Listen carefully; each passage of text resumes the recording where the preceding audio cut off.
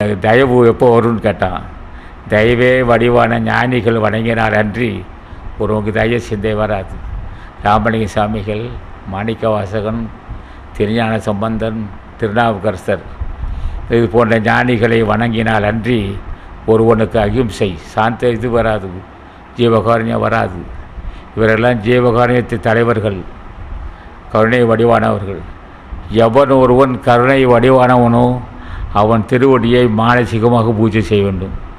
நான் வீழ்ந்து வணங்கும்போது ஆசான் அகத்தீசன் திருவடியை இப்படி வாங்கி தொட்டு வணங்குவேன். தொட்டு வணங்கி விட்டு இது முத எந்திரிச்ச உடனேயே 12 முறை நாம சொல்லிவிட்டு வீழ்ந்து வணங்குவேன். சாஷ்டாங்க வீழ்ந்து வணங்கி கைகளால் செய்த பாவமும், இந்த உடம்பால் செய்த பாவமும், சிந்தையால் செய்த பாவமும் உன் திருவடிக்கு அர்ப்பணம் செய்கிறேன், அடிமை ஏற்று அருள் செய்யணும்னு கேட்டிருக்கிறேன். அப்போ எப்படி நாங்கள் வணங்கியிருக்கிறோம்? எப்போ இந்த வேண்டுகோளை வந்துச்சுன்னா நாம் செய்ய செய்ய பூஜை செய்கிற முறை தெரிஞ்சுது. ஆக நம்ம எல்லாம் முன்னேற வேணும்னு சொன்னால் உறுதி எடுத்துக்கணும். அடிமை சைவத்தை மேற்கொள்ள எனக்கு அருள் செய்ய வேண்டும். அசைவத்தை உண்பவனுக்கு ஞான வாழ்வு இல்லை என்பது 3 முறை சொல்லியிருக்கிறேன். அசைவ உண்பவனுக்கு ஞானம் இல்லை, புலால் உண்பவனுக்கு ஞானம் இல்லை. மட்டன் தமிழ் அது. இப்போ உயிர் கொலை செய்து உண்பவனுக்கு ஞானம் இல்லை இல்லை என்று சொன்ன நோக்கம் இதுவரையிலும் சாப்பிட்ருக்கலாம், குற்றமில்லை. இப்போது சாப்பிட்டு வந்திருக்கலாம், தவறில்லை. நான் சொல்லியிருக்கேன், இந்த நேரத்தை நீ சாப்பிட்டு வந்திருக்கலாம்.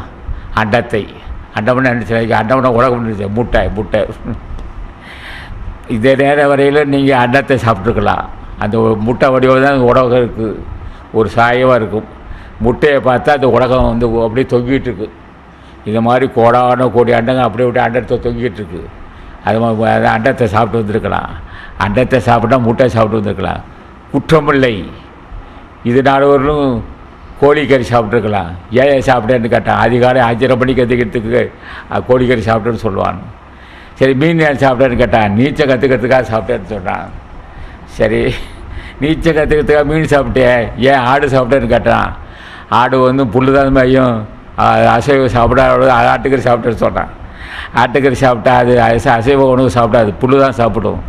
ஏன் ஆட்டுக்கறி சாப்பிட்டேன்னா அது சைவத்தை உணவு சாப்பிட்றா, அது சாப்பிட்டேன்னு சொன்னான். ஆக ஒவ்வொன்றும் காலையில் 5 மணிக்கு கற்றுக்க கோழிக்கறி சாப்பிட்டேன், நீச்சல் கற்றுக்கிறதுக்காக மீன் சாப்பிட்டேன், சைவத்தை மேற்கொண்டு ஆடு கறி சாப்பிட்டேன்னா இதெல்லாம் இது இப்போ இப்படி பேசுவது ஒரு ஆறுதலுக்காக பேசுகிறோம். ஆக எப்படி இருந்தாலும் ஜென்மத்தை கடத்தட்டு விரும்புகிறவர்கள் சைவத்தை மேற்கொள்ள உங்களால் முடியாது, சின்ன விஷயம் இல்லை.